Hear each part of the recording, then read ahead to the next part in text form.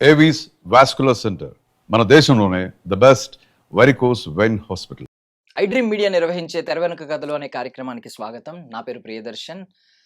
So మనం మొన్న మొన్న రాత్రి దక్షిణాది గాన కోకిల అని పిలువబడే మన జానకమ్మ గారు కన్ను మూయడం మనందరికీ చాలా బాధాకరం. ఆవిడ 48,000కు పైగా పాటలు పాడారు. 4 సార్లు జాతీయ అవార్డు గెలుచుకున్నారు. ఆవిడ రిటైర్మెంట్ ఇవ్వకపోయి ఉంటే నాకు తెలిసి ఖచ్చితంగా 50,000 పాటలు పూర్తి చేసి గురించి స్పెషల్గా మాట్లాడుకుందాం, డీప్గా మాట్లాడుకుందాం. నాతో పాటు డైరెక్టర్ కనగాల జయకుమార్ గారు ఉన్నారు, మాట్లాడదాం. సార్ నమస్తే. నమస్తే. బాగున్నారా సార్? అవునవును. సార్, జానకమ్మ గారి గురించి ఇప్పటికీ అంటే కొన్ని వైరల్ మూమెంట్స్ ఉన్నాయి, కాంట్రవర్షియల్ మూమెంట్స్ ఉన్నాయి ఆవిడ జీవితంలో. అవునవును. 4 సార్లు జాతీయ అవార్డు అంటే చాలా గొప్ప విషయం మన దృష్టిలో. 4 సార్లు కాదు, జాతీయ అవార్డులు, నంది అవార్డులు అయ్యి 30కి పైగా వచ్చినాయి. చాలా చాలా వచ్చాయి. ఆవిడ ఎంత ఎత్తుకు ఎదిగిందో. చాలా గమ్మత్తైన విషయం ఏంటంటే ఆవిడ ఏమి చదువుకోలేదంట. ఏమీ చదువుకోకుండా మరి అంత ఎత్తుకు ఎదిగింది. సౌత్ నైటింగేల్ అనేటటువంటి బిరుదు వచ్చింది. తర్వాత ఇళయరాజా లాంటి మంచి డైరెక్టరు ఆవిడ చేత పాడించాలనేటటువంటి నిర్ణయం తీసుకోవటం అనేది చాలా గొప్ప విషయం. ఆవిడ ఏంటంటే ఒక్కసారి వినంగానే 3 సంవత్సరాల నుంచి పాట పాడటం మొదలు పెట్టిందంట. ఆవిడ 3 ఏళ్ల నుంచి సినిమా చూసి పాట పాడేది. ఆ లిరిక్ కూడా ఒకసారి వినగానే లిరిక్ కూడా పాడేదంట. రెండోసారి వింటే మొత్తం లిరిక్ అంతా వచ్చేది. చదువుకోకపోయినా ఆ గ్రాస్పింగ్ పవర్ అనేటటువంటిది చాలా గొప్ప విషయం. అది జీన్స్ నుంచి రావాలి. అది డెఫినెట్గా గొప్ప వరం అది ఆవిడకి. అలాగే తెలుగు నేర్చుకుంది, తమిళ్, మలయాళం, కన్నడం, హిందీ చాలా భాషల్లో పాటలు పాడింది. 17 భాషల్లో పాడారని. మొత్తం అన్ని భాషల్లో పాడటం అంటే ఆ గ్రాస్పింగ్ లేకపోతే రావటం అనేటటువంటిది కష్టం. తర్వాత మనకి బాలసుబ్రహ్మణ్యం గారికి అయితే ఎన్ని స్కిల్స్ ఉన్నాయో, గొంతులో ఎన్ని రకాలు పలికించగలదో, అలాగా ఈవిడ అన్ని గొంతులు పలికించగలదు. పసిపిల్లాడికి పలికించగలదు, మధ్య వయసులకి హీరోయిన్కి పలికించగలదు, అవ్వలకు కూడా గొంతు పలికించగలదు, తర్వాత మగాడి గొంతుతో కూడా పాడగలదు ఆవిడ. ఆవిడ డాక్టర్ రాజశేఖర్ అని, డాక్టర్ చంద్రశేఖర్ ఆయన కోడలు ఈవిడ. అయితే ఆయన ఏంటంటే ఒక స్టేజ్ చూపించేవాడు. ఆ స్టేజ్ షోలో ఏంటంటే Nehru getup, Subhash Chandrabose getup, Gandhi getup, అలా రకరకాల గెటప్ విదిన్ ఫ్యూ మినిట్స్ ఆ గెటప్స్ వేసుకుని చూపించేవాడు అనమాట. ఆ గెటప్కి మధ్యలో చిన్న బ్రేక్ ఉంటే, 1 నిమిషం 2 నిమిషాలు ఉంటే, ఆ మధ్యలో ఈవిడొచ్చి పాట పాడేదంట. సో ఈవిడ పాట పాడి 2 నిమిషాల్లోనే మళ్ళీ అతను గెటప్ మార్చుకుని వచ్చేవాడంట. ఈ విధంగా డాక్టర్ చంద్రశేఖర్ గారి షోకి గ్యాప్లో ఆవిడ పాటలు పాడేది. సరే, పాటలు పాడుతూ ఉండగా తర్వాత ఒకసారి ఆయన పర్సులో నుంచి ఒక ఫోటో జారిపోయిందంట. జారిపోతే ఆ ఫోటో తీసుకుంది. ఆ ఫోటో ఎవరిది? ఆ డాక్టర్ గారి అబ్బాయి ఫోటో. ఆ ఫోటో జారిపోతే తీసుకుందంట. ఆ ఫోటోలో బాగున్నాడని ఆ ఫోటో ప్రిజర్వ్ చేసుకుని ఎప్పుడు ఫోటో చూస్తూ ఉండేదంట. ఆ డాక్టర్ గారి అబ్బాయి ఇతను. తర్వాత ఆ అబ్బాయి వచ్చాడు. ఆయన వస్తే ఆయన చూసిందంట. చూసి బాగున్నాడు ఈ కుర్రోడు అని అనుకున్నదంట. అనుకున్న తర్వాత ఆయనకి పాటలు అంటే చాలా ఇష్టం, మ్యూజిక్ అంటే చాలా ఇష్టం. ఈవిడ పాటలు విని ఇంకా ఇష్టపడ్డాడు. సో ఆ విధంగా ఆ ఫోటో చూసి ఆయన ఇష్టపడింది, ఆవిడ పాటలను చూసి ఈయన ఇష్టపడ్డాడు. సో ఆ విధంగా వాళ్ళిద్దరూ కలిసి మ్యారేజ్ చేసుకున్నారు. Cinema kind of love story ఉంది. డెఫినెట్గా ఇప్పుడు ఒక ఫోటో చూసి ప్రేమించటం అనేటటువంటిది కాశీ మజిలీ కథల్లోనే చూసాం మనం. కాశీ మజిలీ కథలో మరీ ఘోరంగా ఉంటుంది. రాజుగారు స్నానం చేస్తుంటే ఒక వెంట్రుక వచ్చిందంట. ఆ వెంట్రుక ఏదో చాలా అందంగా ఉందంట. ఆ వెంట్రుక ఎవరిదో అనుకుని అటువంటి వెంట్రుకలు ఉండేటటువంటి ఆవిడ కోసం రాజకుమారుడు వెతుకుతాడు. అలాగా ఈవిడ ఫోటో చూసి లవ్ చేయడం, ఈవిడ పాట చూసి ఆయన లవ్ చేయడం, ఆ విధంగా. అయితే ఈ మధ్యలో ఈ షో షో మధ్యలో గ్యాప్‌లో పాట పాడుతూ ఉంటే హ్మ్. చాలా బాగా పాడుతుంది. అద్భుతంగా చాలామంది వినేవాళ్ళు శ్రోతలు మంచి అప్లాస్ ఇస్తున్నారని హ్మ్. ఏబీఎం చెట్టియార్ గారికి ఒక ఉత్తరం రాశారంట. హ్మ్. మా దగ్గర ఒక అమ్మాయి ఉందండి. అమ్మాయి చాలా బాగా పాటలు పాడుతుంది అనంటే, ఆ ఉత్తరం తీసుకొని ఏవిఎం చెట్టి గారు పిలిపించారంట. పిలిపిస్తే వచ్చి ఆడిషన్ చేశారు. చేసిన తర్వాత బాగా పాడుతుంది ఈ అమ్మాయి అని అనుకున్నారు. హ్మ్. చిత్రం ఏంటంటే, మొట్టమొదట ఈ అమ్మాయికి తమిళ్ సినిమాలో ఛాన్స్ వచ్చింది. తమిళ్ సాంగ్ మొట్టమొదట హ్మ్. తమిళ్ హ్మ్. సాంగ్ హ్మ్. పాడింది జానకి గారు. హ్మ్. తర్వాత తర్వాత తర్వాత తెలుగులోకొచ్చారు. తెలుగులోకొచ్చిన తర్వాత తెలుగు పాటలు పాడారు. నేను చిన్నప్పుడు మాది మ్యూజిక్ ఫ్యామిలీ. హ్మ్. నేను సిక్స్త్ క్లాస్ చదువుతుండేటప్పుడు 'నీలి మేఘాలలో గాలి కెరటాలలో నీవు పాడే పాట' అని ఒక పాట ఉండేది. ఆ పాట నేర్చుకున్నాను నేను. హ్మ్. మా పిన్ని గారు నేర్పించారు ఆ పాట. ఎప్పుడు హ్మ్. ఈవినింగ్ క్లాసెస్ జనరల్‌గా మార్నింగ్ క్లాసెస్ ఏమో సబ్జెక్ట్స్ చెప్తారు. హ్మ్. ఈవినింగ్ 3 పీరియడ్స్ ఉంటాయి. అందులో మాస్టర్‌లందరూ "అరే! పాట పాడరా" అనేవాళ్ళు. హ్మ్. హ్మ్. ఇప్పుడు 'నీలి మేఘాలలో గాలి కెరటాలను' పాడేవాడిని. అది జానకి గారు పాడినటువంటి పాట 'బావమరదల్లో'. హ్మ్. తర్వాత ఆవిడ చాలా అద్భుతమైనటువంటి పాటలు 'విశ్వనాథ్' గారి సినిమాల్లో. తర్వాత 'చిన్న పిల్లాడి గొంతు' హ్మ్. 'గోవుల్లు తెల్లన గోపయ్య నల్లన హ్మ్. గోధూళి ఎల్లన ఎర్రన హ్మ్. ఎందువలన ఎందువలన అంటే అది దైవ ఘటన అనే ఆ పాట హ్మ్. ఎంత చిన్న పిల్లాడి వాయిస్‌లో చాలా అద్భుతంగా హ్మ్. పాడుతుంది. హ్మ్. తర్వాత మగ గొంతుతో కూడా పాడుతుంది. హ్మ్. తర్వాత జానకి గారికి, సుశీల గారికి హ్మ్. ఈ కోల్డ్ వార్ అనేది కో వినేవాళ్ళం మేము. కోల్డ్ వార్ కాదు. యాక్చువల్లీ ఏ ఇద్దరికి ఏ కొంచెం ఏ పోటీ హెల్తీ ఉండేది. కాంపిటీషన్. హెల్తీ కాంపిటీషన్ ఉండేది. యాహ్! హెల్తీ హ్మ్. కాంపిటీషన్. హ్మ్. సుశీల్ గారు అంటుంటారు. ఆవిడ అన్ని రకాలు పాడేస్తదండి. నేను హ్మ్. ఒక్క రకమే పాడేస్తాను అని అంటది హ్మ్. ఈవిడ. హ్మ్. భగవంతుడు ఇచ్చినటువంటి గిఫ్ట్. మనకి బాలసుబ్రహ్మణ్యం చూడండి. ఎటువంటి వాయిస్‌లో ఎటువంటి జిమ్మిక్కులు చేస్తాడు. హ్మ్. అటువంటి జిమ్మిక్కులన్నీ చేస్తది.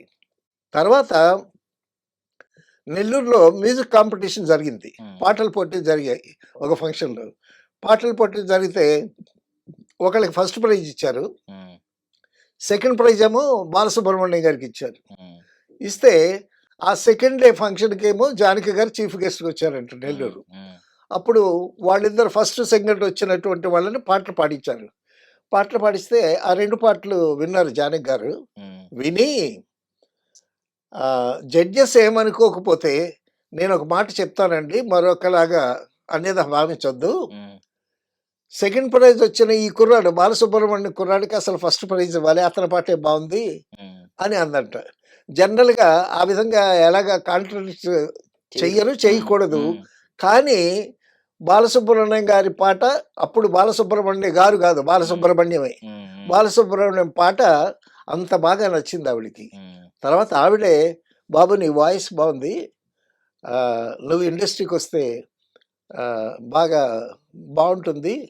నీకు రాణిస్తావు ఇండస్ట్రీలో హ్మ్. అనంటే ఘంటసాల గారు ఉంటుండగా అటువంటి మహానుభావుడు ఉంటుంటే ఇంకెవరి చేత పాడిస్తారంటే ఘంటసాల గారి గాత్ర ధర్మం వేరు. హ్మ్. హ్మ్.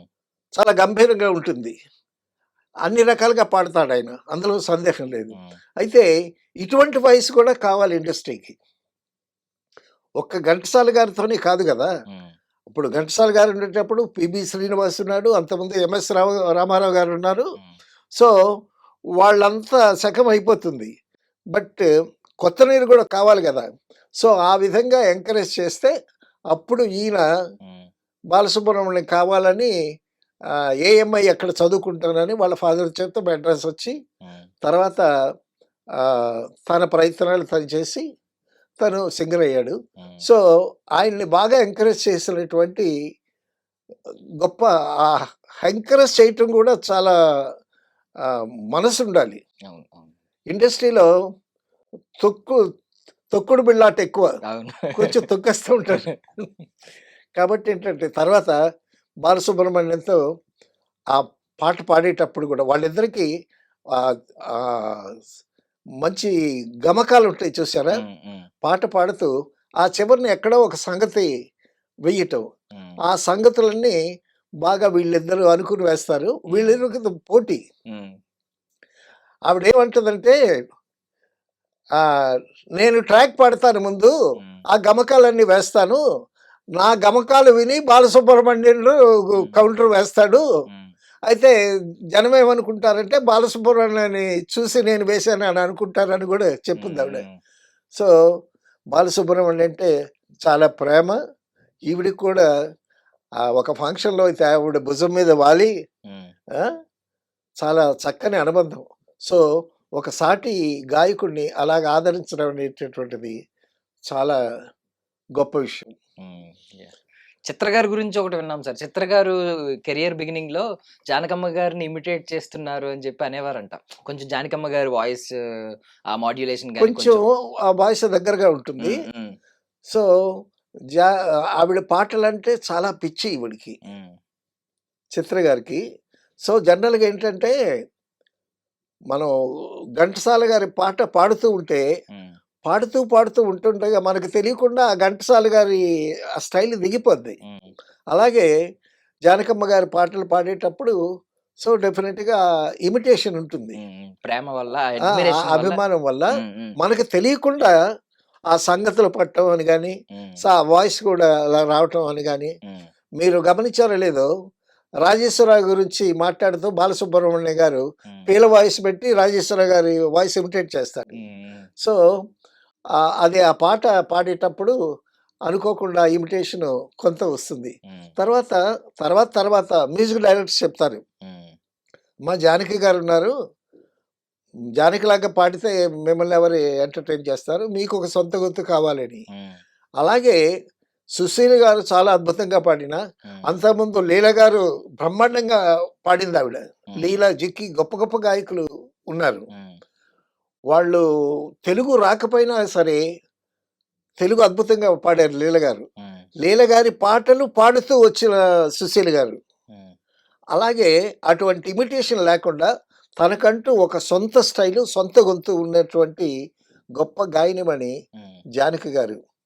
జానకి గారి పాటలు అసల పాటలేంటి, పాటల్లో ఎఫెక్ట్స్ ఏంటి, ఉమ్, సిరిమల్లె పువ్వల్లె నవ్వు, చిన్నారి పాపల్లె నవ్వు, చిరకాలం ఉండాలి ఈ నవ్వు అనంటే మధ్య ఉమ్, మధ్యలో నవ్వుతుంది ఆవిడ. నవ్వులు ఆ, ఎంత అద్భుతంగా ఉంటాయి. ఉమ్, ఈ పాట ఎంత బావుంటుందో ఆ నవ్వులు గూడా. ఇప్పుడు పాట పాడటం ఈజీ అండి నేర్చుకుని. ఉమ్, కరెక్ట్‌గా ఆ టైమింగ్‌లో నవ్వటం అనేది ఎంత నవ్వాలి? ఆ లెంగ్త్‌లో నవ్వాలి. అది చాలా కష్టం. ఉమ్, ఎంతో టాలెంట్ ఉంటే గానీ, ఆ గ్యాప్స్‌ని ఫిలప్ చేయటం ఉమ్, కష్టం. ఆ విధంగా ఆవిడ అద్భుతమైనటువంటి పాటలు. తర్వాత సుశీల గారు వచ్చిన తర్వాత, సుశీల గారు బాగా పాడుతూ ఉంటే, సావిత్రి గారు ఉమ్, సుశీల చేతే పాడించండి అన్నారంట. అంతకుముందు జానకమ్మ పాడుతుంది సావిత్రి గారికి. ఉమ్, లేదు సుశీల గారితో పాడమని అంటే, అప్పుడు సావిత్రి గారికి సుశీల గారి చేతే పాడిస్తున్నారు.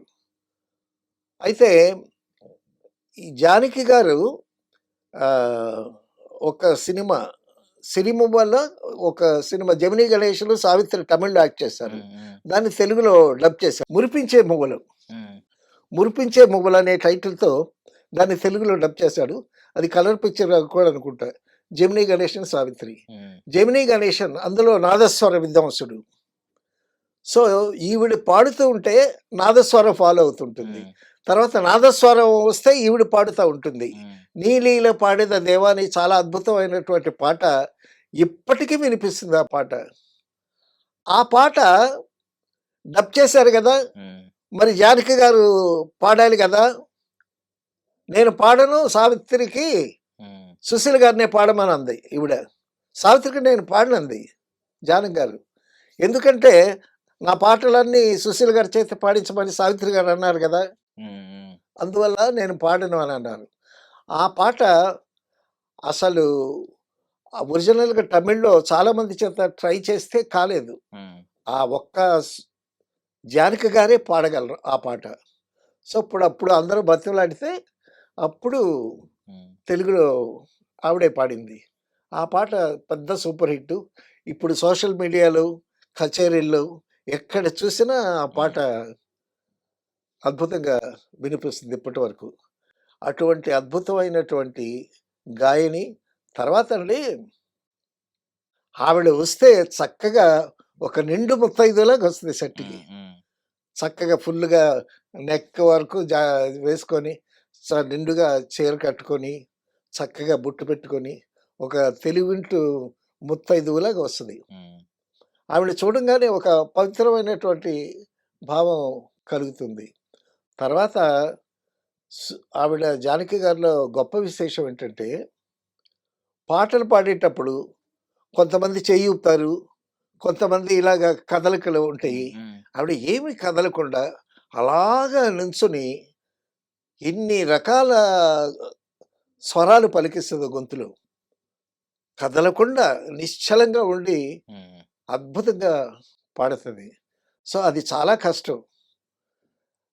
యాక్ట్ చేసేటప్పుడు గూడా ఉదాహరణకి 'కైకాల సత్యనారాయణ' గారున్నారు. ఆయన మాట్లాడితే ఎడమ చెయ్యి ఊపుతాడు ఇలాగా.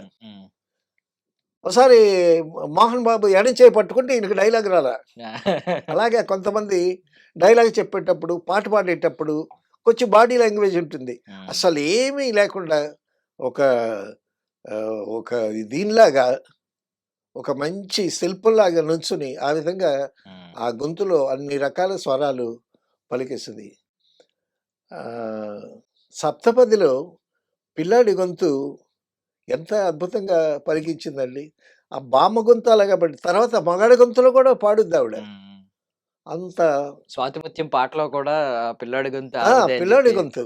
ఎంత చక్కగా ఇంకెవరు లేరు అలాగా. జెంట్స్‌లో బాలసుబ్రహ్మణ్యం గారు చేయగలరు వాయిస్ మిమిక్రీ. తర్వాత జానకి గారు చేస్తారు. ఇంకెవరు చేయలేరు. తర్వాత ఏంటంటే మనం గొంతుతో యాక్ట్ చేయాలి. గొంతుతో యాక్ట్ చేస్తే ఆ నటీనటులకి ఇంకా ఈజీ అవుతుంది. సో, గొంతుతో యాక్ట్ చేయటం, ఆ గొంతులో ఎక్స్‌ప్రెషన్ ఇవ్వటం. తర్వాత ఆవిడ మొట్టమొదట పాడిన తెలుగు పాటలన్నీ విషాదపు పాటలు వచ్చాయంట. సో, ఆ విషాదపు పాటల్లో ఆ చోకు గొంతులో గాద్గదికం పలికించటం అవన్నీ ఆవిడకి మరి భగవంతుడిచ్చినటువంటి గిఫ్ట్‌లే. తర్వాత ఆవిడ లైఫ్ అండి పాపం భర్త చనిపోయాడు. ఆయన రాము గారు అంటారు ఆయన్ని. రికార్డింగ్‌కి జానకి గారితో పాటు వచ్చేవాడాయన. రికార్డింగు జానకి గారితో పాటు వచ్చి, ఆ జానకి గారితో వెళ్ళేవాడు. ఆ పాటలంతా దగ్గరుండి వినేవాడు. ఆయనకి పాటలంటే పిచ్చి. ఈవిడ పాటంటే మరీ పిచ్చి. అందుకోసమే ఆవిడని చేసుకున్నాడు ఆయన. ప్రతి పాటకి ఆవిడతో కూడా వచ్చేవాడు. అంత అభిమానం. భార్య అంటే, ఆవిడ పాటంటే అంత అభిమానం. సరే ఈవిడ ఫోటో చూసి ఎట్టగా ప్రేమించింది డెఫినెట్‌గా ఉంటుంది. సో, అంత అన్యోన్యంగా ఉండేటటువంటి దాంపత్యంలో ఆయన చనిపోవటం అనేటటువంటిది చాలా దురదృష్టకరం. తర్వాత కొడుకు చనిపోవటం. కానీ ఎన్నో జోలపాటలు పాడారు ఆవిడ. వందల జోలపాటలు పాడారు. అవునవును. వాళ్ళ కొడుకు విషయంలో. అవునవునవును. సో, ఆ విధంగా అయితే అవన్నీ తట్టుకుని మళ్ళీ ఆవిడ నిలబడి, మళ్ళీ పాటలు పాడి ఎక్కడ సుశీల గారికి, ఈవిడకి కాంపిటీషన్ డెఫినెట్‌గా ఉంటుంది. పూను స్పర్ధను విద్యలందే వైరములు వాణిజ్యమందే అన్నాడు గురజాడ అప్పారావు గారు. ఆ స్పర్ధ అనేటటువంటిది, ఆ హెల్తీ కాంపిటీషన్ విద్యలోనే ఉండాలి. తర్వాత ఫ్రెండ్స్ వాళ్ళిద్దరు మంచి ఫ్రెండ్స్. బట్ పాటలకొచ్చేసరికి నేను బాగా పాడాలి అనేటటువంటి ఆ హెల్తీ కాంపిటీటివ్ స్పిరిట్ ఉంటుంది, ఉండాలి కూడా. అప్పుడే వాళ్ళు ఇంకా బాగా రాణిస్తారు. ఇప్పుడు మీరు బాగా పాడారు. మీకన్నా నేను బాగా పాడాలని నాకుండాలి. నేను బాగా పాడిన తర్వాత మళ్ళా మీకు ఇంకా బాగా పాడాలనేటటువంటి ఆ స్పిరిట్ ఉండాలి. అయితే ఈవిడలో స్కిల్స్ ఇవన్నీ చూసి ఇళయరాజా గారు చాలా అద్భుతమైనటువంటి ఎక్స్పెరిమెంట్స్ చేశాడు. చాలా అద్భుతంగా పాడింది. ఎన్నో లాంగ్వేజెస్‌లో పాడినటువంటి ఘనత ఆవిడకి. ఒక 48,000 పాటలు పాడటం అంటే మామూలు విషయం అండి. సార్ ఇప్పుడు 48,000 పాటలు పాడింది ఆమె. ఆ! కాకపోతే ఇప్పటికి ఉన్న అందరికి ఉన్న బాధ ఏంటంటే, లతా మంగేష్కర్ గారికి, ఆశా భోస్లే గారికి వచ్చిన ఆ జాతీయ స్థాయి గుర్తింపు ఈవిడ విషయంలో రాలేదని. బికాజ్ ఈవిడ 2013లో పద్మభూషణ్ వచ్చినప్పుడు కూడా తిరస్కరించారు. చాలా సున్నితంగా తిరస్కరించారు. ఎందుకంటే దక్షిణాది లేట్ వాళ్ళని లేటుగా వచ్చిందండి. చాలా సార్. లేటుగా వచ్చిందని ఆవిడ తిరస్కరించారు. ఇప్పుడు అవార్డ్స్ అన్నీ పొలిటికలైజ్డ్ అండి. హ్మ్. ఆ! తర్వాత ఆ సీఎం ఎవరో రికమెండ్ చేయాలి. రికమెండ్ చేస్తే వాళ్ళకొస్తాయి. హ్మ్. సో, వాళ్ళ వెంటబడి నన్ను రికమెండ్ చేయండి అనేటటువంటి లాబింగ్ గూడా ఉంటుంది అవును. డెఫినిట్‌గా. సో, తర్వాత అక్కడ అవార్డ్స్ ఇచ్చేటటువంటి ఒక కమిటీ ఉంటుంది. హ్మ్. ఆ కమిటీలో వాళ్ళు సెలెక్ట్ చేస్తారు. వీళ్ళకిద్దాం, వీళ్ళకిద్దాం. హ్మ్. ఇప్పుడు all Indian languages there are so many languages in India. Hmm. So, ప్రతి లాంగ్వేజ్‌ని చూస్తారు వాళ్ళు. చూసేటప్పుడు ఒకళ్ళకి ముందొస్తుంది, ఒకళ్ళకి లేట్‌గా వస్తుంది. ఒకళ్ళకి కావాలనే ముందుగా ఇస్తారు. హ్మ్. మరొకళ్ళకి కావాలని లేట్‌గా ఇస్తారు. హ్మ్. సో, ఆ విధంగా బాలసుబ్రహ్మణ్యం గారికి తెలుగు వల్ల రాలా ఆయనకి. అవును. తమిళ్ వల్లొచ్చింది. హ్మ్. సో, అందరికీ వస్తున్నాయి. నాకివ్వట్లేదనేటటువంటి బాధ ఆవిడలో ఉంది. హ్మ్. ఉంది. తర్వాత అప్పట్లో ఆవిడ ఆరోగ్యం గూడా పాపం సరిగ్గా లేదు. సో, అందువల్ల ఆ పద్మభూషణ్ రిజెక్ట్ చేసింది ఆవిడ. హ్మ్. ఈవెన్ హిందీ ఇప్పుడు హిందీ ఇండస్ట్రీ కూడా ఈవిడ్ని సరిగ్గా వాడుకున్న దాఖలాలు ఎక్కడ లేవు కదా సార్. హిందీలో రానివ్వరండి. హ్మ్. అక్కడ అంటే మనం చెప్పుకుంటే బావుంటదేమో గానీ, వాళ్ళ మొనోపోలీ. వాళ్ళు హ్మ్. నార్త్ అంతా ఎవరిని రానివ్వలేదు కదా! అది తెలిసే ఘంటసాల గారు మీ వాయిస్ చాలా బావుంటుంది. హిందీలో కూడా రావంటే నాకు హ్మ్. తెలుగు పాటలు చాలండి అని గౌరవంగా తప్పుకున్నాడు. బాలసుబ్రహ్మణ్యం గారు పాడారు, వెనక్కొచ్చారు. జేసుదాస్ గారు పాడారు, వెనక్కొచ్చారు. వీళ్ళు గూడా సుశీల్ గారికి కూడా ఆఫర్‌లొచ్చాయి, పాడారు. హ్మ్. అయేంటంటే ఆహ్, నేల విడిచి సాము చేయటం అంటారు. హ్మ్. హ్మ్. మనకిక్కడ చాలా గౌరవంగా, చాలా అందరూ పిలుస్తారు. అన్ని పాటలు మన మదర్ టంగ్ ఇది. మన హ్మ్. లాంగ్వేజ్ ఇది. సో, ఇందులో వచ్చినటువంటి పేరు అక్కడ రాకపోవచ్చు. యాక్సెంట్ ఒకటి కావాలి. హ్మ్. హ్మ్.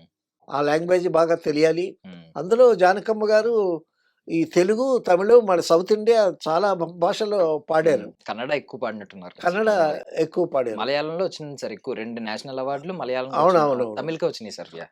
హ్మ్. తర్వాత కన్నడ కంట్రీలో రాజకుమార్ గారితో కలిసి పాడారు. హ్మ్. హ్మ్. తర్వాత 'మహమ్మద్ రఫీతో' నా మది నిన్ను నిన్ను పిలిచింది పిలిచింది గానమై వేణు గానమై అందులో జానకి గారే పాడారు. హ్మ్. హ్మ్. సో, ఆవిడ తన గొంతుతో భగవంతుడిచ్చినటువంటి తన గొంతుతో ఎన్ని విన్యాసాలు చేయాలో అన్ని విన్యాసాలు చేశారండి. హ్మ్. ఆ విన్యాసాలన్నీ ఎక్కువ విశ్వనాథ్ గారి సినిమాల్లో కనిపిస్తాయి. హ్మ్. సో, ఆ విధంగా తెలుగు పాటని గొప్పగా సుసన్నం చేసినటువంటి ఖ్యాతి హ్మ్. దక్కింది దక్కింది ఆవిడకి. అలాగే తమిళ్‌లో చాలా అద్భుతమైనటువంటి పాటలు పాడింది. హ్మ్. ఒక ప్రత్యేకమైన గొంతు. సుశీల గారిది ఒక టైప్ అయితే, సుశీల గారు ఫెయిర్‌గా పాటలు పాడతారు. ఈవిడ అన్ని రకాలుగా టిపికల్‌గా పాడతారు. హ్మ్. చిన్న పిల్లలకి పాడిందావిడ. తర్వాత శ్రీదేవికి ఒకలా పాడుతుంది. సావిత్రికి ఒకలాగా పాడుతుంది. హ్మ్. సో, ఆ విధంగా అటువంటి ఆ గొంతులో మరి అది గొంతో, మిషనో ఏమో తెలీదు గానీ, తర్వాత ఎక్కువ చదువు లేకుండా ఆ లిరిక్‌ని గ్రాస్ప్ చేయటం. ఆవిడ ఆవిడ తన ఇంటర్వ్యూలో చెప్పింది. హ్మ్. ఆహ్, భరతనాట్యం నేర్చుకోవాలని ఉండేదంట. హ్మ్. హ్మ్. ఓకే. భరతనాట్యం నేర్చుకోలేకపోయింది. హ్మ్. తర్వాత సర్కస్ జూసి, ఆ సర్కస్సు జిమ్నాస్టిక్స్ అవన్నీ చేయాలని ఆ! అటు ఇటు 2 కర్రలు పెట్టి దానికి తాడు కట్టి, ఆ తాడు మీద నడిచేదంట చిన్నప్పుడు. ఆ! చిన్నప్పుడు చాలా అల్లరిగా ఉండేదంట. ఏవండీ తెలివైన వాళ్ళే అల్లరి చేస్తారు. హ్మ్. హ్మ్. తెలివి తక్కువ వాళ్ళు పప్పు ముద్దలాగా అలా పడి ఉంటారు. హ్మ్. సో, ఆ తెలివితేటలు, ఆ యాక్టివిటీ బాగా చిన్నప్పుడు హ్మ్. ఆవిడకి అన్ని విధాలుగా ఆ స్కిల్స్ అన్నీ బాగా హ్మ్. డెవలప్ అయ్యాయి. హ్మ్. సో, ఆ విధంగా ఒక మంచి నైటింగేల్ ఆఫ్ సౌత్ అనేటటువంటి ఒక మంచి గాయనిని మనం కోల్పోయాము. సో ఎండ్ చేసే But ముందు ఒక క్వశ్చన్ అడుగుతాను sir. he lived for 88 years. 88 years. That is a longevity. So end చేసే ముందు ఆవిడ ఈ చురకలు ఆవిడ కూడా వేశారు. ఒక ఇంటర్వ్యూలో ఆవిడ అన్నారంట, నేను బ్రతుకున్నప్పుడు దాదాసాహెబ్ ఫాల్కే అవార్డు నాకు ఇవ్వకండి, నేను చచ్చిపోయిన తర్వాత ఇవ్వండి అని అన్నారంట. అంటే ఇండైరెక్ట్ గా అవార్డుల్లో జరిగే లాబింగ్ గురించి కానీ, గుర్తించకపోవడం గురించి కానీ, వీటన్నిటి గురించి. దీని వల్ల ఏంటంటే ఇప్పుడు సరైన గుర్తింపు, ఐ మీన్ మనం తిరిగి పే బ్యాక్ చేయాలి. ఆవిడ చేసిన సేవకు గాను మనం తిరిగి పే బ్యాక్ చేయాలి. సరిగ్గా ఆవిడని సత్కరించి మనం పంపించామా, సాగనంపించామా అనే విషయంలో అందరికీ కూడా, ప్రతి ఒక్కరు కూడా అసంతృప్తి ఉంది. అండ్ ఇంకొకటి ఏంటంటే, ఆవిడ పాటే నా శ్వాస అన్న ఆవిడ, పాట ఊపిరిలా భావించిన ఆవిడ 2016లో రిటైర్మెంట్ తీసుకున్నారు. ఇంకా నేను పాడను అని చెప్పారు. ఎందుకు అంటే ఆవిడ కూడా అసంతృప్తిగానే ఉన్నారా? ఆవిడ ఆ ఫ్రస్ట్రేషన్ బయటికి వెళ్ళగక్కకపోయినా లోపల ఆ మదన ఉంటుంది. సరైన సమయంలో నాకు మంచి గుర్తింపు రాలేదు, ఇన్ని లాంగ్వేజెస్ పాడాను, ఇన్ని పాటలు పాడాను అనేటటువంటి ఆ లోపల డెఫినెట్గా ఉంటుంది. అందుకే ఆవిడ పద్మభూషణ్ తిరస్కరించడానికి కూడా, తర్వాత అప్పటికే హెల్త్ కూడా బాగాలేదు. సో ఆ హెల్త్, ఆ వ్యాధితో ఇబ్బంది పడుతూ, మొత్తానికి ఏంటంటే మనం ఆవిడ పాటల్ని శ్రోతలు బాగా ఆస్వాదించారు, ఆవిడ బాగా ఆరాధించాం అందరమని. అయితే ఏంటంటే ప్రభుత్వం నుంచి రావాల్సినటువంటి గుర్తింపు రాలేదనేటువంటి ఒక అసంతృప్తి. సరే, ప్రభుత్వం ఏముంది, ఇవాళ ప్రభుత్వం ఉంటుంది, రేపు పోతుంది. బట్ ఆవిడ చిరస్థాయిగా ప్రేక్షకుల హృదయాల్లో, శ్రోతల హృదయాల్లో గొప్పగా నిలిచిపోయినటువంటి ఒక గొప్ప గాయకురాలు, the nightingale of South. Thank you sir, thank you so much మీ విలువైన సమయాన్ని, సమాచారాన్ని అందించినందుకు. Thank you. And for more videos, Please subscribe to iDream. Please subscribe to iDream. Please subscribe iDream. And please subscribe to iDream. For more videos, subscribe to iDream. please like, share and subscribe to the channel. Congratulations, iDream. Subscribe to iDream. Subscribe to iDream. So subscribe to iDream Media. iDream కి, iDream team అందరికి huge congratulations. Please subscribe iDream Media. Please subscribe to iDream.